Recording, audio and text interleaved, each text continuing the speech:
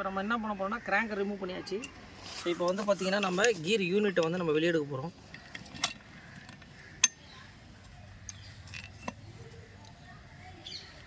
So பார்த்தீங்கன்னா தெரியும், இது வந்து பார்த்திங்கன்னா கம்ப்ளீட் செட்டை வந்து நம்ம வந்து ரிமூவ் பண்ணியிருக்கோம்.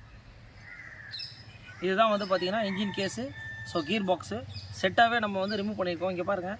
ஸோ 100% இந்த பேரிங்லாம் இன்ஜின் பண்ணும்போது கண்டிப்பாக வந்து நம்ம பேரிங் எல்லாம் மாற்றி தான் ஆகணும். உங்களுக்கு கண்டிப்பாக இன்ஜின் பண்ணும்போது இது பார்க்குறது நல்லா இருக்க மாதிரி இருக்கும்.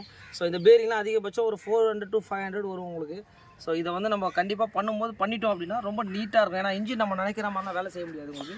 அதேமாதிரி இன்ஜின் பண்ணும்போது கீர்லாம் வந்து நம்மளுக்கு எதனா அடி வாங்கியிருக்கா என்ன ஏதுன்றதை நம்ம கம்ப்ளீட்டாக செக் பண்ணணும்.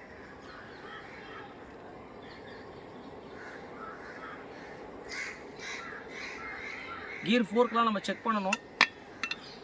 இதுதான் வந்து பார்த்திங்கன்னா கம்ப்ளீட் கீர் பாக்ஸ்.